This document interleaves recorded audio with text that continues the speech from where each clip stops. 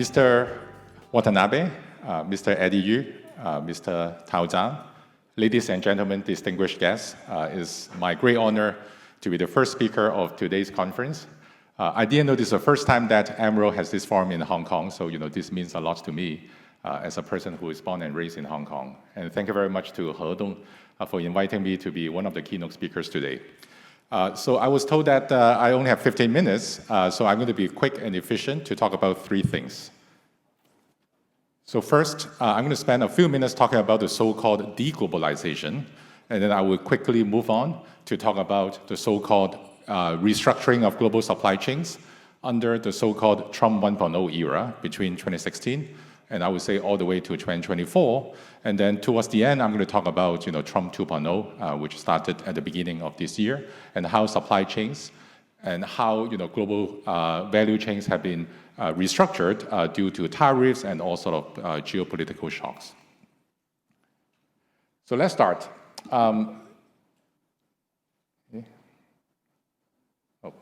So this a bit of delay. All right, so I'm going to start with this well-known picture that shows essentially the value of trade compared to the value of GDP in the world, and how this ratio has been changing in the last 150 years. I know this is a very timely conference and not supposed to talk about history, but I think some historical perspective is probably quite important for us to understand the current situation as well as the future. So that ratio has been rising rapidly since the end of the Second World War, and it hit the peak in 2008. When the financial crisis happened, that ratio has been declining very gradually. And of course, I'm measuring trade in a very simplistic way, which is to look at gross exports in manufactured and merchandise products. And during COVID, like many of you, I had too much free time, so therefore I started to read history books. But instead of wasting all my time to study world history, and I decided to read history books that are about globalization. And indeed, this is not the first time that we experience some sort of deglobalization, or you may want to call it globalization. Actually, before the First World War, we also had a similar phenomenon that countries are putting tariffs and all sort of trade barriers against each other, leading to a slower growth in trade as compared to the global economy. And after reading 20 books, I decided to write a paper, and in 2020, the paper was out. It's called Globalization in Crisis. And I still remember when I wrote that paper, a lot of my friends in the US wrote me an email saying that, Heiwai, you're too pessimistic. I think after COVID, things are going to improve significantly.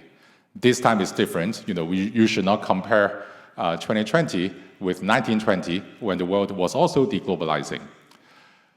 So the paper basically summarized the three necessary conditions for how global trade can improve and grow continuously. The first condition is actually how technologies are market integrating instead of decentralizing trade and decentralizing production. If you think about the steam engine in the previous century or the internet towards the end of the previous century, both technologies are actually bringing countries and markets and people closer to each other. If you think about today's technology, which is all about AI, blockchain, and finance and trade decentralization, you may think that these disruptive technologies that we have today are not bringing markets closer to each other. They're actually allowing production and a lot of decision making to be a bit more decentralized.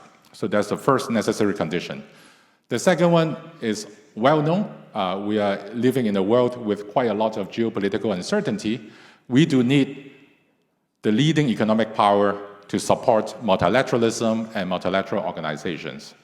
It's sad to say that the leading economic powers, governments today, may not be putting so much effort to support some of the multilateral organizations that they created after the Second World War. And as a result, we are living in sort of a vacuum without a strong leader supporting multilateralism. The third necessary condition is that you need the favorable domestic environment, and that is people support globalization, which includes trade, but also migration. And it is true that a lot of countries are experiencing quite a lot of rising inequality, and therefore they may not think that trade and any kind of global activities are actually good for them. So it's sad to say that today we don't have any of the three necessary conditions, and therefore it is not surprising to see that trade as a ratio to GDP has not been rising since 2008. But I would like to say that perhaps we are looking at globalization from a wrong angle. In 21st century, we should measure trade in a more holistic and broader approach. If you include service trade, for example, things look a bit more optimistic. Service trade as a ratio of GDP is still rising, despite not as fast as before 2008, but this is the new kind of trade that we should try to measure and try to study and try to promote more. So Eddie just mentioned, Hong Kong is very eager to promote trade digitalization. So I think, in the next 5 to 10 years, we're going to see more digitized trade and more service trade instead of merchandise trade as compared to GDP. So that's the first part of my keynote. My second part is going to be more exciting because I'm going to talk about several research papers that try to assess the impact of Trump 1.0 tariffs and different kind of policies on the global economic situations. So this is another famous graph. Before 2024, you have the largest two economies putting tariffs on each other. Towards the end of 2024, both countries' governments are putting around, on average, 20% tariffs on their major trade partners. And as a result, in March 2018, when the Trump administration first proposed tariffs on China, I decided to write a paper. But it may be too early to get any kind of data to assess the situation. Luckily, I met a good friend of mine, Yi Huang, who is now a senior advisor to Tang at the BIS, as well as my good colleague right now, Chang Lin, who is a finance economist. So we decided to look at stock market prices and how they fluctuate around the announcement dates. The several famous announced dates are listed on the slide. So the results are not surprising. Firms listed on the US stock market or on the Chinese stock market, if they're more exposed to US-China trade, their stock prices tend to decline more around the dates when tariffs are announced either by the US government or the Chinese government. Moreover, people may think, well, this is just a short-term event study. Why are you saying that tariffs are bad for the global economy in the long run? To our surprise, when the paper got more matured and got rejected by several journals' editors, we actually got more data to measure sort of the medium-term impact. If you look at firms that are listed on both stock markets, after 3 months, they are still underperformed as compared to companies that are not so exposed to US-China trade.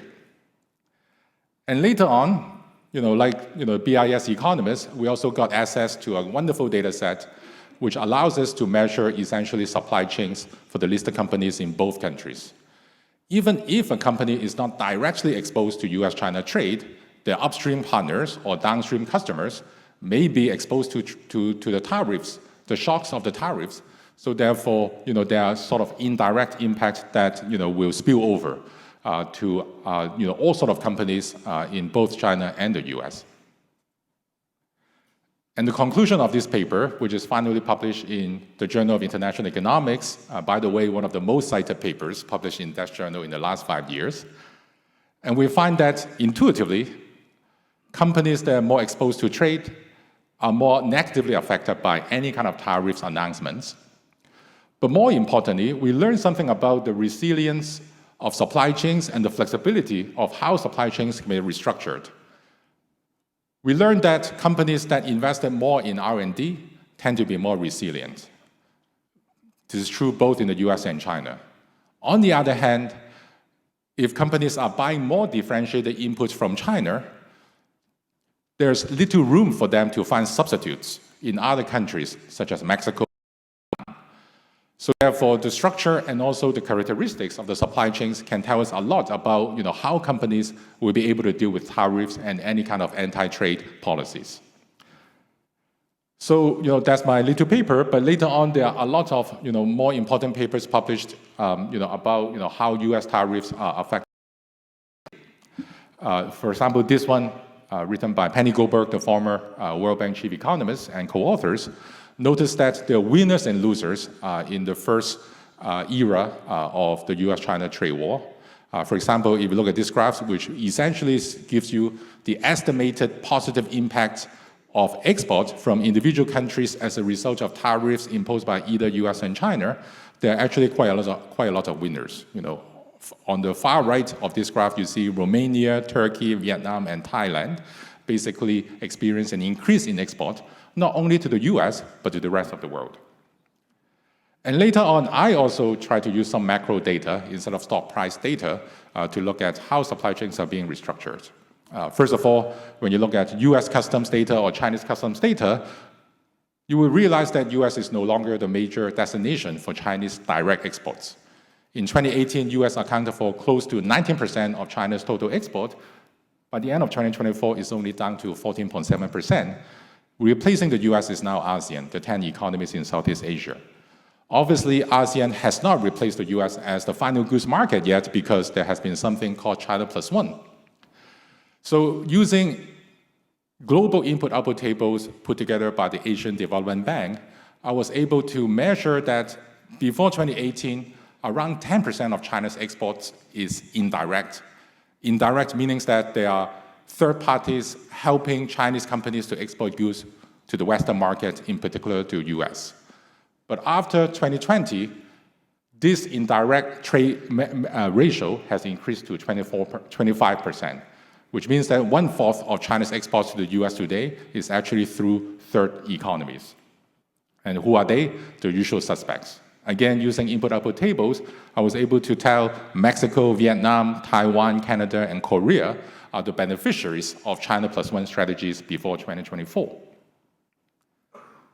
And there's something related to this sort of supply chain restructuring, and that is FDI is also being restructured. Now you see a lot of Chinese companies going out, investing first in Southeast Asia, and now going to India, the Middle East, and even to Latin America. In 1960s, there's a famous economist in Japan called Akumazu. He wrote a paper defining this phenomena as the flying geese paradigm. And of course, he was talking about Japanese firms going out in the 60s all the way to the 90s. But today, we are talking about Chinese firms doing the same, investing in developing countries, but also bringing technologies, human capital, and even management practices to those countries.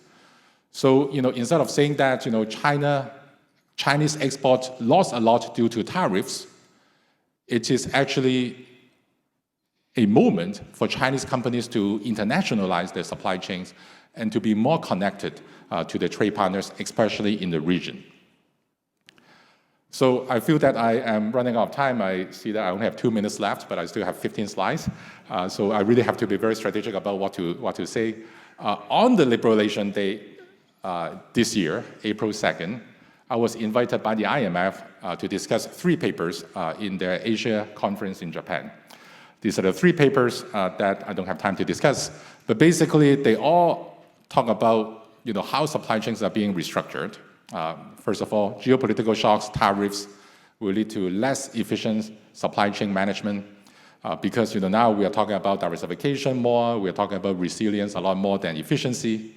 But things have not become so bad as compared to the previous Cold War 1.0.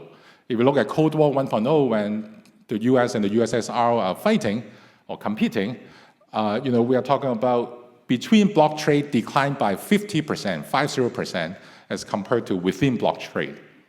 Today, at most, you see that between bloc trade, let's say, trade between US and China declined by around 10%, or, trade between, US allies and Chinese allies declined by less than 5%, right? So in terms of the total amount of trade decline, it is still much less compared to, what it has happened in the 60s and 70s. But the world is a lot more globalized, so even though the ratio is much smaller, the actual volume is much bigger in terms of, trade destroyed during the Trump 1.0 era. So let me talk about Trump 2.0, which started at the beginning of this year. If I have 2 minutes, I want to go through a lot of slides, giving you some ideas about what has happened in the last 9 months. April 2nd, Liberation Days, a lot of tariffs being announced on over 100 trade partners with the US. things have become a little bit more certain and stabilized, 90 days after April 2nd. And these are the new tariff rates on different countries. India is subject to 50%, Brazil as well. So, many countries are still, eager to negotiate with the U.S. administration to try to lower the tariffs from 50% to a lower levels. If you ask me, after doing some research and talking to quite a lot of supply chain managers, I think the U.S. government is ready to put around 20% on average to the rest of the world. Some countries probably will suffer a bit higher tariffs, like China, which still have around 50% U.S. tariffs on average. But India, which currently has 50%, I think they will be able to lower their tariff to closer to 20%. If some countries are willing to offer more to the U.S. government, a bigger discount, right, from 20 to 18 or to even 17% tariffs. So in sum, I think the worst has been over in terms of trade policy uncertainty. This is a graph that I got from the Financial Times. You see that any measure of economic policy uncertainty has increased at the first half of this year, but since August, it has declined quite a bit. Moreover, here we are talking about not just China plus one, but US plus one. Many countries are now trying to find destination markets that are outside of the US, which is still the largest consuming market. So, the first slide here shows you that we look at Chinese export composition. Final goods share in total China's export has been increasing a little bit. But what has increased most is actually capital goods export from China to the rest of the world, which is consistent with the flying geese paradigm, but also Chinese firms going out to find production facilities and try to expand their supply chains. Moreover, not just Chinese companies, but companies around the world are trying to spread the supply chains more globally. So as a result, smaller companies, smaller open economies also benefit, this time as compared to the previous time, which is mostly about China plus one. Last but not least, there's a recent paper published by, leading economic journals. They also show that, Chinese companies, instead of selling more goods to developed nations, they started to lower the prices of the export and downgrade the quality of the goods and sell them in developing countries. So, openly, I have said that, the major solution to China's excess capacity, you may say, is actually China itself, right? They shouldn't rely on, all the foreign markets to absorb all the great and high quality but cheap goods. Because at some point, other countries are probably going to learn to do the same, which is to put anti-dumping duties or tariffs on Chinese exports as well. So my final slide is the following. I remain optimistic about global supply chains. I think, this time supply chains have been expanded more globally and become more inclusive. In Trump 1.0 era, from 2016 and 2024, companies like to talk about China plus one. Now they're talking about China plus one, but also US plus one. Goods are flowing to many new destinations. Supply chains are, expanded not only to Southeast Asia, but different developing countries in the global south. But let us not forget that trade is a great stabilizer for not just the global economy, but for global peace. There's a famous saying in French, which is, if trade doesn't cross border, soldiers will cross border. It is true that with supply chains that have become more fragmented, climate change risks, as well as interstate conflict risk, have increased a bit more than 10 years ago. But luckily in this region, like AMRO, there have been quite a lot of discussions about finding regional solutions. Like RCEP, which also has essentially the same members of AMRO, CPTPP, which is initiated now by the Japanese government, deeper Digital Economic Partnership Agreement, which was proposed by the Singaporean government. All these regional solutions and agreements may provide temporary solutions before we get to a more inclusive and more stable multilateral system again. So hopefully, I give you some optimism about the future and hopefully give you some ideas to think about, how we should work together to create a more peaceful and more inclusive environment, not only for global trade, but also for global finance. Thank you very much.